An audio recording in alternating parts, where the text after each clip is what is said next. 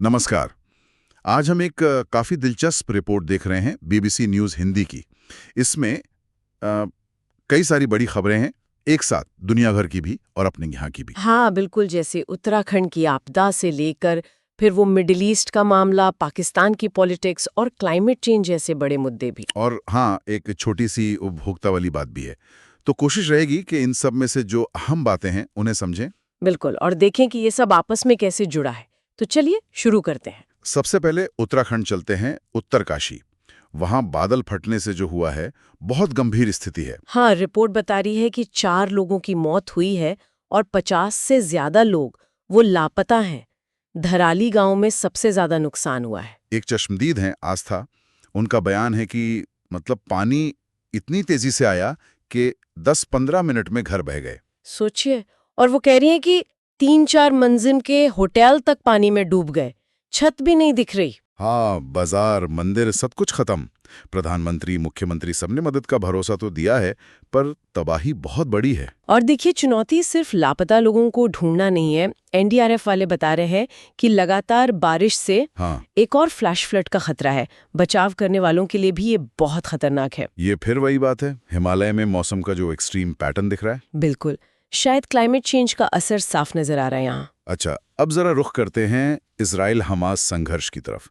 वहां बंधकों की रिहाई को लेकर काफी कुछ चल रहा है। हाँ, हमास ने एक वीडियो जारी किया है जिसमें बंधक बहुत कमजोर हालत में दिख रहे हैं और यूएन सिक्योरिटी काउंसिल में भी इस पर मीटिंग होनी है। और ये भी खबर है कि नेतन्याहू शायद गाजा पर पूरी तरह कब्जे की योजना बना रहे हैं, उन इलाकों पर भी जहां बंधक हो सकते हैं। हाँ, और इस बात से कुछ बंधकों के परिवार वाले और अधिकारी नाराज भी बताए जा रहे हैं। जाहिर है उनकी जान का सवाल है। इसी बीच हमलों में और 12 फिलिस्तीनियों की मौत की भी खबर है। एक दिलचस्प डेवलपमेंट ये है कि इजराइल अब गाजा में सामान पहुंचाने के लिए प्राइवेट व्यापारियों को इजाजत दे रहा है। अच्छा, प्राइवेट? क्यों? मतलब उनका कहना है कि इससे यूएन पर निर्भरता कम होगी और कीमतें भी शायद घटें। ये तरीका पहले भी इस्तेमाल हुआ है, लेकिन सुरक्षा, वो तो एक बड़ा मसला होगा ना। सहायता काफिलों पर तो हमले होते रहे। बिल्कुल, यही सबसे बड़ा सवाल है। क्या ये तरीका सुरक्षित रह पाएगा? क्योंकि लूटपाट का खतरा तो है ही। ये सिर्फ मदद का तरीका नहीं, शायद गाजा के भविष्य को लेकर इजराइल की रणनीति में बदलाव का भी संकेत हो सकता है। देखने वाली बात होगी। अच्छा, पड़ोसी मुल्क पाकिस्तान चलते हैं। इमरान खान की पार्टी पीटीआई उनकी रिहाई के लिए 5 अगस्त से प्रदर्शन करने वाली है। हाँ, बड़े पैमाने पर प्रदर्शन की तैयारी है और सरकार भी सख्ती दिखा रही है, गिरफ्तारियां वगैरह कर रही है इसे रोकने के लिए। लेकिन क्या पीटीआई ये कर पाएगी? मतलब पार्टी के सामने भी तो कई मुश्किलें हैं। बिल्कुल है। कई बड़े नेता तो जेल में हैं, कार्यकर्ताओं का जोश शायद पहले जैसा न हो और पार्टी के अंदर भी, खासकर पंजाब और केपी के यूनिट्स में कुछ मतभेद की बातें सामने आ रही हैं। अच्छा, जैसे वो लाहौर में प्रेस कॉन्फ्रेंस हुई तो पंजाब की जो मुख्य आयोजक हैं आलिया हमजा, वो वहां नहीं थी। तो इससे अटकलें लग रही हैं। तो क्या पार्टी में फूट पड़ सकती है? देखिए, पार्टी लीडरशिप तो यही कह रही हैं कि ये सब छोटी मोटी बातें हैं और इमरान खान को पार्टी से अलग नहीं किया जा सकता। वो पार्टी के लिए बहुत अहम है। पर असलियत क्या है और ये विरोध कितना बड़ा रूप लेगा, ये देखना होगा। अंदरूनी खींचतान से आंदोलन कमजोर पड़ सकता है। सही बात है। अब एक ऐसे मुद्दे पर आते हैं जो पूरी दुनिया को प्रभावित कर रहा है, जलवायु परिवर्तन। रिपोर्ट में ऑस्ट्रेलिया के लीफ्स का जिक्र है। हाँ, ग्रेट बैरियर रीफ और निगलू रीफ, ये यूनेस्को साइट भी है। बढ़ते समुद्री तापमान की वजह से कोरल ब्लीचिंग हो रही है। मतलब मूंगे अपना रंग खो रहे हैं, सफेद हो रहे हैं। वैज्ञानिक इसे पानी के नीचे जंगल की आग जैसा बता रहे हैं। ये सुनने में कितना भयानक लगता है। हाँ, और रिपोर्ट कहती है कि रीफ के कुछ हिस्से तो कब्रिस्तान जैसे हो गए हैं, बस कंकाल बचे हैं। इसका असर सिर्फ समुद्री जीवन पर नहीं, टूरिज्म पर भी पड़ेगा, जाहिर है। तो इसका कोई हल है? वैज्ञानिक क्या कर रहे हैं? कुछ तुरंत के समाधानों पर काम चल रहा है, जैसे ऐसे कोरल उगाना जो ज्यादा गर्मी सह सकें। लेकिन ये तो बस मतलब टेम्परेरी उपाय हैं। हाँ, असली समाधान तो वही है, कार्बन उत्सर्जन कम करना। रिपोर्ट हमें याद दिलाती है कि हमें ऐसे नेताओं को चुनना होगा जो जीवाश्म ईंधन को कम करने की बात करें, और हम खुद भी अपने लेवल पर कोशिश करें। जैसे पब्लिक ट्रांसपोर्ट ज्यादा इस्तेमाल करना, एसी कम चलाना, छोटी छोटी चीजें। बिल्कुल। और विडंबना देखिए कि निंगलुरु रीफ के पास ही ऑस्ट्रेलिया के बड़े फॉसिल फ्यूल प्रोजेक्ट्स भी चल रहे हैं। ये तो है। अच्छा, आखिर में एक छोटी सी लेकिन जरूरी चेतावनी। वो लबूबू डॉल्स जो आजकल बच्चों में बहुत पॉपुलर हैं, हाँ हाँ, देखी हैं। उनके नकली वर्जन बाजार में आ गए हैं लुफूफू नाम से। अच्छा, लुफूफू, ये तो नाम से ही गड़बड़ लग रहा है। हाँ, और ये सिर्फ क्वालिटी में खराब नहीं है, बल्कि इनके छोटे हिस्से आसानी से निकल जाते हैं जो बच्चों के गले में अटक सकते हैं, खतरनाक हो सकते हैं। ओह, ये तो गंभीर बात है। तो पहचानेंगे कैसे? रिपोर्ट में बताया है फर खराब होगा, प्लास्टिक हल्का होगा, पैकिंग भद्दी होगी और स्पेलिंग मिस्टेक भी हो सकती है पैकेजिंग पर, तो ध्यान रखना होगा। बिल्कुल, बच्चों के खिलौनों के मामले में तो बहुत सावधानी बरतनी चाहिए। तो ये थी आज की रिपोर्ट की कुछ झलकियां।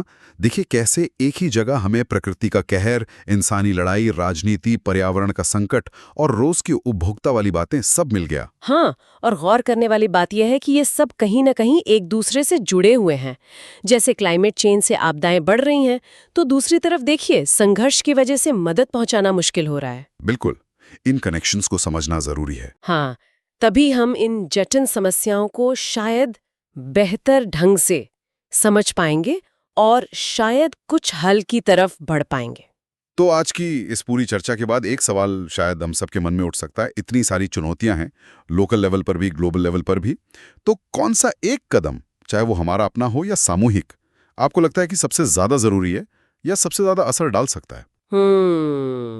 ये सोचने वाली बात है। इसी सवाल के साथ आज की ये बातचीत यहीं खत्म करते हैं। धन्यवाद। धन्यवाद।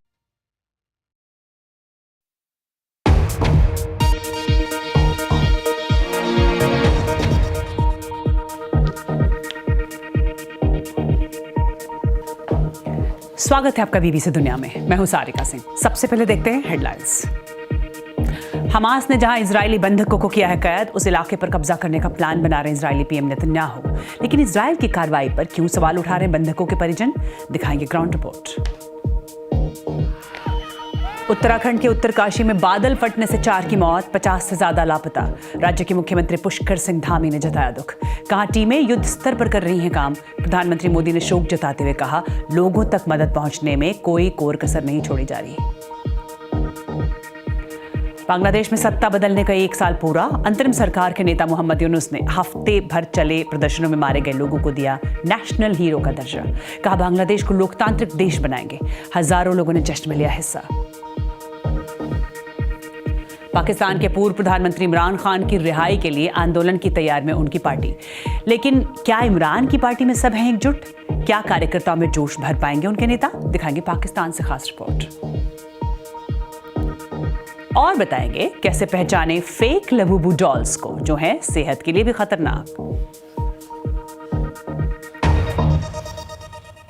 और बुलेटिन की शुरुआत उत्तराखंड से, जहां से के उत्तरकाशी में बादल फटने से तबाही मच गई है। सरकारी अधिकारियों के मुताबिक इस हादसे में अब तक 4 लोगों की मौत हुई है, 50 से ज्यादा लापता है।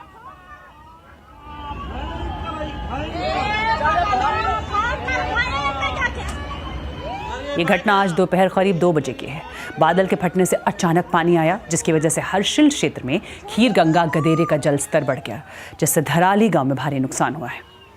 उत्तराखंड के मुख्यमंत्री पुष्कर सिंह धामी ने एक्स पर पोस्ट कर इस घटना पर दुख जताया है और कहा है कि एनडीआरएफ, एसडीआरएफ और आपदा प्रबंधन विभाग लगातार कोशिश कर रहा है। हमारी सर्वोच्च प्राथमिकता है कि सभी को बचाया जाए और हर प्रकार से जान माल की सुरक्षा की जाए। धराली गांव की ही एक लड़की जिसका नाम आस्था है, उनसे बीबीसी संवाददाता विकास त्रिवेदी ने दोपहर करीब 3 बजे बात की। सुनिए उन्होंने क्या देखा था। तो मतलब किसी को आइडिया भी नहीं था कि इतना भयंकर होने वाला है। 2 से 2:30 बजे तक का बीच में ये कुछ आया था। सब हम छत में चढ़े तो हमारे छत से सबको सारा व्यू दिखता है और पूरा मतलब ऐसे समझ लो कि कुछ भी नहीं बचा। पता नहीं कितने लोग मर चुके होंगे। लोग पत्थरों के ऊपर खड़े हैं अपनी जान बचाने के लिए। घर तो पता नहीं, एक मतलब ऐसा आ रहा है कि 10-15 मिनट में आ रहा है और एक घर अपने साथ लेके जा रहा है। इतने बड़े बड़े होटल थे, 3-3, 4-4 मंजिलों के होटल थे, उनका छत भी नहीं दिख रहा है। इतना भयंकर नुकसान हो गया है, छत भी नहीं दिख रहा। मतलब होटल तो मार्केट तो पूरा डिस्ट्रॉय हो गया। धराली का बहुत बड़ा मार्केट था, बहुत बड़े बड़े होटल थे, एक बहुत बड़ा कल्केदार मंदिर था, कुछ भी नहीं दिख रहा है। सब खत्म हो चुका है। इस घटना के बाद पीएम नरेंद्र मोदी ने भी शोक जताया है और उन्होंने एक्स पर लिखा है कि उत्तरकाशी के धराली में हुई इस त्रासदी से प्रभावित लोगों के प्रति मैं अपनी संवेदना व्यक्त करता हूं। इसके साथ ही सभी पीड़ितों की कुशलता की कामना करता हूं। उन्होंने आगे लिखा कि मुख्यमंत्री पुष्कर सिंह धामी से बात कर मैंने हालात की जानकारी ली है। राज्य सरकार की निगरानी में राहत और बचाव की टीमें हर संभव प्रयास में जुटी हैं। लोगों तक मदद पहुंचाने में कोई कोर कसर नहीं छोड़ी जा रही है। और इस हादसे से हुए नुकसान के बारे में एनडीआरएफ के अधिकारी ने ये कहा। जो इनिशियल रिपोर्ट्स है उसके मुताबिक तकरीबन 40 से 50 घर जो है वो बाधित हुए हैं, बह गए हैं उसमें, और 50 से ज़्यादा लोगों को ये मिसिंग बताए जा रहे हैं, कुछ डेड बताए जा रहे हैं। तो अभी पूरा जो ये अभी आकलन किया जा रहा है और अभी इंफॉर्मेशन अवेटेड है। मलबा काफ़ी है वहाँ पर, तो वहाँ पर एक तो खोजना, लोगों को मलबे के नीचे जो दबे हुए बॉडीज़ होंगी उनको निकालना एक अपने आप में चैलेंज होता है। और इसके अलावा जो चूँकि बारिश हो रही है, सेकेंडरी एक फ्लैश फ्लड के भी ख़तरा रहता है, उससे भी जो हमारे रेस्क्यूअर्स हैं उनको सचेत रहना पड़ेगा। और बात इजराइल हमास जंग की। हमास की क़ैद में इजरायली बंधकों की रिहाई हो, इसे लेकर हलचल काफ़ी तेज़ हो रही है। हाल ही में हमास ने 2 बंधकों के वीडियो जारी किए थे जिनमें वो लोग बहुत कमज़ोर नज़र आ रहे हैं। अब संयुक्त राष्ट्र सुरक्षा परिषद भी इजरायली बंधकों पर चर्चा करने के लिए बैठक करने वाला है। ऐसी भी रिपोर्ट्स हैं जो ये बताती हैं कि Israeli PM Benjamin Netanyahu Hamas के खिलाफ कार्रवाई को और तेज़ करना चाहते हैं और पूरे गजा पर कब्जा करना चाहते हैं। इसमें वो इलाके भी शामिल हैं जहां बंधकों को रखा गया है। कुछ रिपोर्ट्स के मुताबिक फ़लस्तीनी प्रशासन, इजरायली सेना के कुछ सीनियर ऑफिसर्स और कुछ इजरायली बंधकों के परिवार वाले इसे लेकर गुस्से में हैं। और इस बीच इजराइल के गजा में हमले जारी हैं। आज सुबह आई रिपोर्ट्स के मुताबिक इजरायली हमलों में फिर से 12 फ़लस्तीनी मारे गए हैं। इसमें दक्षिणी गजा में रफ़ा के पास खाना लेने का इंतजार कर रहे 3 लोग भी शामिल हैं। और इस बीच इजरायली सेना ने कहा है कि सरकार ने गजा में प्राइवेट ट्रेडर्स के जरिए धीरे धीरे दोबारा सामान भेजने की इजाज़त दे दी है।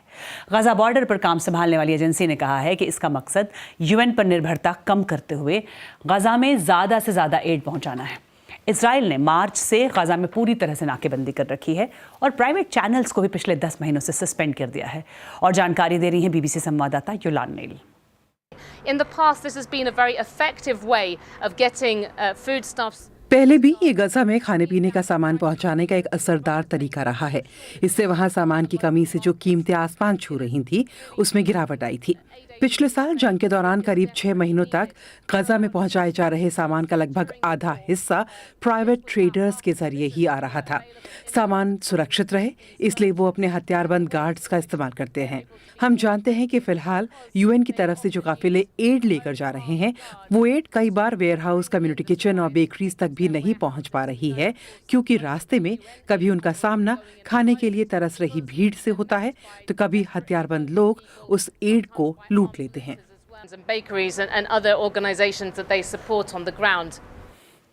और खबर पाकिस्तान से, जहां पूर्व प्रधानमंत्री इमरान खान की पार्टी पाकिस्तान तहरीक-ए-इंसाफ उनकी रिहाई के लिए एक बार फिर आंदोलन की तैयारी कर रही है। पार्टी ने 5 अगस्त यानी आज पूरे देश में प्रदर्शन की घोषणा की है। इस प्रोटेस्ट को दबाने के लिए पंजाब की सरकार ने कई रेड्स और गिरफ्तारियां भी की हैं। लेकिन क्या पार्टी के वर्कर्स इस प्रदर्शन के लिए तैयार हैं और पार्टी के नेता एकजुट हैं? बीबीसी संवाददाता उमर दराज नांगियाना ने पार्टी के कुछ कार्यकर्ताओं से ये जानने की कोशिश की। एक लंबे अरसे के बाद साबिक वज़ीर-ए-आज़म इमरान खान की जमात पाकिस्तान तहरीक-ए-इंसाफ एक मरतबा फिर एहतजाज की सियासत की तरफ आ रही है। 5 अगस्त से वो ये कोशिश कर रहे हैं कि वो एक ऐसी मूवमेंट चलाने में कामयाब हों जो इमरान खान की रिहाई समेत उनके दीगर मुतालबात को मनवाने में उनकी मददगार साबित हो। तो अब जो तहरीक वो चलाने जा रहे हैं और जो पिछली मरतबा उन्होंने कोशिश की थी उसके दरमियान बहुत कुछ बदल चुका है। उनके खिलाफ 9 मई से मुतल्लिक काफ़ी केसेस जो हैं उनके फ़ैसले आ चुके हैं जिसमें उनकी क़यादत के बहुत से लोगों को सज़ाएं हो चुकी हैं। उनकी क़यादत के बहुत से लोग अब भी जेल के अंदर हैं। कुछ कारकुनान जो बहुत अरसा जेल में गुजारने के बाद रिहा हुए हैं वो शायद उस तरह मुतहरिक नहीं हैं जैसा कि वो पहले थे। इन तमाम हालात में पीटीआई क्या ऐसी एक तहरीक चला पाएगी? उनका जो पंजाब के अंदर ख़ास तौर पे कारकुन है वो इस बारे में क्या सोचता है? हमने पीटीआई के ऐसे ही कारकुन से बात की। उन्होंने हमसे अपनी शनाख्त ना जाहिर करने की दरख्वास्त की। मैं ये जिम्मेदारी से बात कर रहा हूँ कि लीडर तो इमरान खान है लेकिन जो नीचे है वहाँ इख्तिलाफ राय है। ये जिस तरह केपीके और पंजाब की क़यादत के अंदर इख्तिलाफ राय है, प्रॉब्लम ये आ रही है कि जो लीडरान अपनी अपनी जिम्मेदारी लेकर बैठे हैं वो पार्टी पॉलिसी को फॉलो नहीं कर रहे। मैं बड़ी जिम्मेदारी से कह रहा हूँ कि अब भी जो हार्ड वर्कर है पीटीआई का वो पार्टी के साथ खड़ा है। हाल ही में खैबर पख्तूनख्वा के वज़ीर आला अली अमीन गंडापुर और उनकी दीगर क़यादत के लोग लाहौर में मौजूद थे। वो उस वक्त पंजाब असम्बली से पीटीआई के मुअत्तल होने वाले कारकुनान के साथ इज़हार यकजहती करने के लिए पंजाब और लाहौर में आए थे। और उस वक्त जब अली अमीन गंडापुर लाहौर में मौजूद थे और उन्होंने एक प्रेस कॉन्फ्रेंस की तो उस प्रेस कॉन्फ्रेंस में जो पंजाब की चीफ ऑर्गेनाइज़र हैं आलिया हमज़ा वो ही मौजूद नहीं थी। तो इन तमाम डेवलपमेंट से एक ऐसा तासुर मिला कि जैसे तहरीक इंसाफ की जो क़यादत है उनकी आपस में इत्तफाक नहीं है, वो मुत्तहिद नहीं है। खामखा का एक प्रोपोगंडा किया गया जो एंटी पार्टी एलिमेंट्स है हुकूमत की तरफ से। अंदरूनी चैलेंजेस नहीं है तहरीक इंसाफ को, वो छोटी मोटी किसी सतह पे चपकलिश हो सकती है, इख्तलाफ राय हो सकता है, वो कोई चैलेंज नहीं है। लेकिन दूसरी तरफ पीटीआई की जो क़यादत है पंजाब में, वो ये समझती है कि इमरान खान के मामले के ऊपर उनकी पार्टी के अंदर किसी किस्म का कोई इख्तलाफ मौजूद नहीं है। वो ये कहते हैं कि पीटीआई में से इमरान खान को माइनस करना मुमकिन ही नहीं है। अगर किसी की ये कोई गलत फहमी है कि इमरान खान माइनस कर दिए जाएँ तो ऐसा पॉसिबल नहीं है, ये अमली तौर पे मुमकिन नहीं है।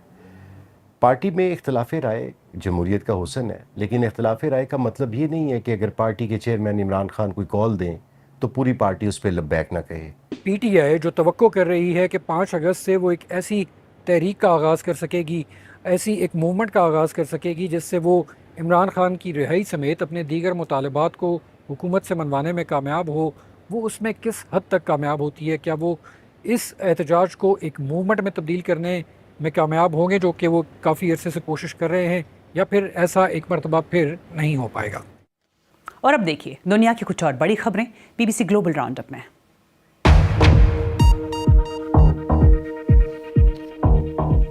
यूक्रेन में कल रात हुए रूसी हमलों में कम से कम 12 लोगों की मौत हुई है। यूक्रेन के राष्ट्रपति वोलोदिमीर ज़ेलेंस्की ने कहा है कि रूस की सेना एक बार फिर आम लोगों को निशाना बना रही है। यूक्रेन के मॉनिटरिंग ग्रुप के मुताबिक रूस ने डोनेट्स्क में थोड़ी बढ़त बना ली है। सूडान में बच्चों की एक पूरी पीढ़ी को ऐसा नुकसान हो रहा है जिसकी भरपाई नहीं हो सकती। ये चेतावनी दी है संयुक्त राष्ट्र ने। यूएन की चिल्ड्रन एजेंसी के मुताबिक 2 साल से वहां चल रहे संघर्ष की वजह से बच्चे कुपोषित हो गए हैं और दारफुर के दक्षिण पश्चिमी इलाके में भूखमरी के हालात हैं। पूर्वी एशिया के कई देश मौसम की मार से परेशान हैं। चीन, ताइवान और हांगकांग में भारी बारिश का कहर है, तो जापान, वियतनाम और दक्षिण कोरिया में गर्मी मुश्किल बढ़ा रही है। हांगकांग में तो अगस्त महीने में इतनी बारिश हुई है जितनी एक सदी में नहीं हुई थी। जापान में तापमान 41.8 डिग्री पहुंचा है। चीन में चिकनगुनिया के 7,000 केस आए हैं, जिसके बाद वैसे ही एहतियाती कदम उठाए जा रहे हैं जैसे कोविड-19 महामारी के दौरान उठाए गए थे। सबसे ज्यादा प्रभावित फोशान शहर में चिकनगुनिया के मरीजों को अस्पताल में ही रखा जा रहा है। चिकनगुनिया मच्छर से फैलने वाली बीमारी है। और इसके अलावा खबरों में है एक्ट्रेस सिडनी स्वीनी, जिनका एक एड विवादों में है। जीन्स के इस एड ने ब्यूटी स्टैंडर्ड और रेस को लेकर बहस छेड़ दी है, लेकिन अमेरिका के राष्ट्रपति डोनाल्ड ट्रंप ने इनकी तारीफ की है। सिडनी स्वीनी को एमी अवार्ड्स मिल चुका है और वो एक रिपब्लिकन भी हैं, लेकिन इस जीन्स को बनाने वाली कंपनी का कहना है कि ये तो सिर्फ एक डेनिम जीन्स का विज्ञापन है।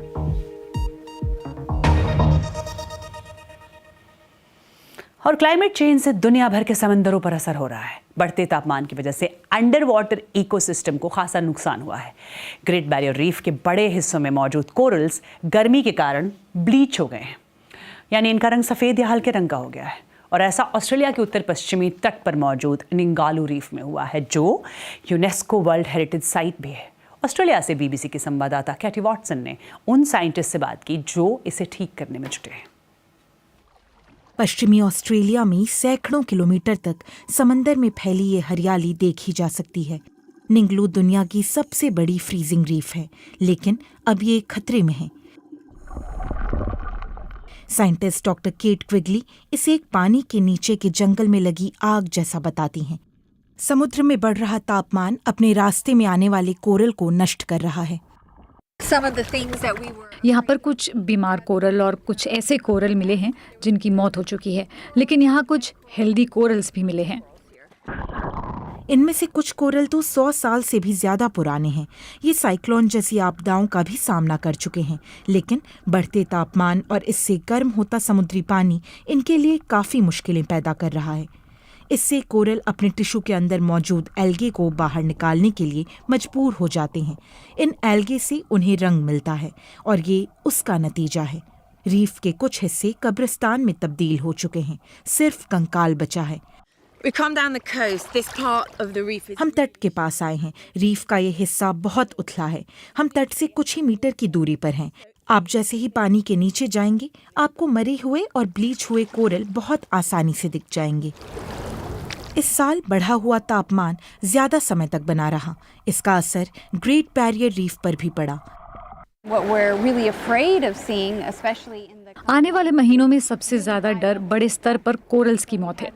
हम कई महीनों से बढ़ता तापमान यानी गर्मी देख रहे हैं। कोरल इसे सह नहीं पा रहे, आखिर में उनकी मौत हो जा रही है।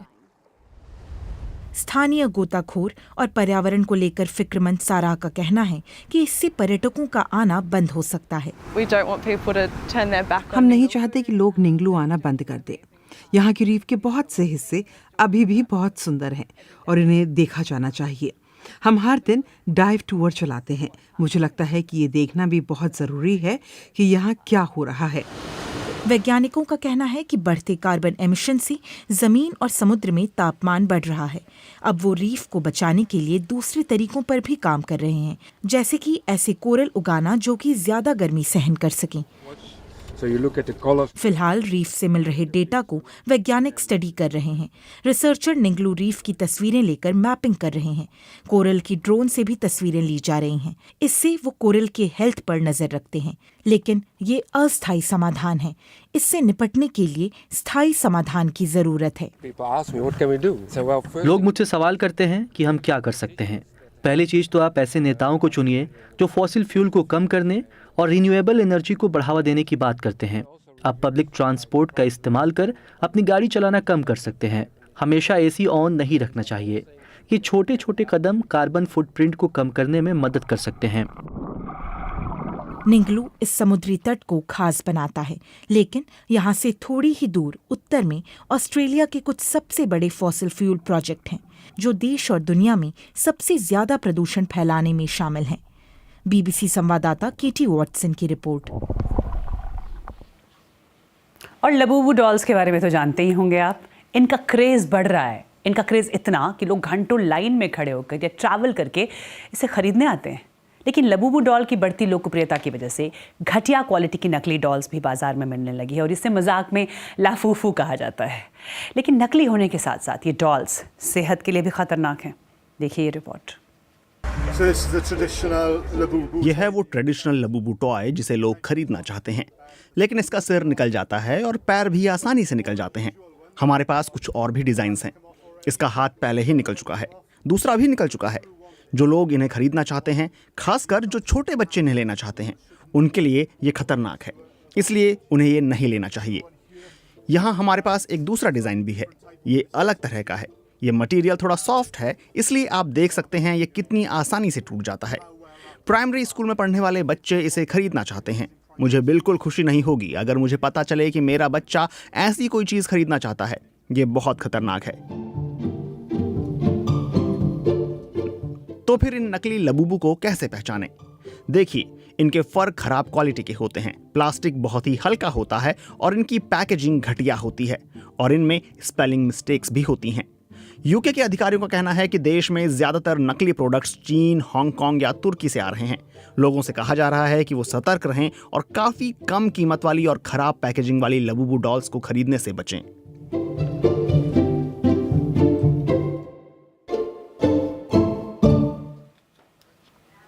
और क्या आपने कभी किसी को वाइल्ड एनिमल्स को गले लगाते हुए देखा है?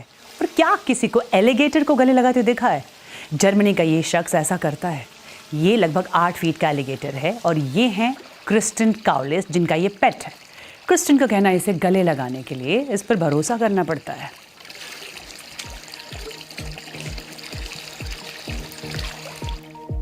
और कार्यक्रम को लेकर आप मुझे फीडबैक दे सकते हैं। एक्स पर मेरा हैंडल है @BBC सारिका। आज के लिए इतना है।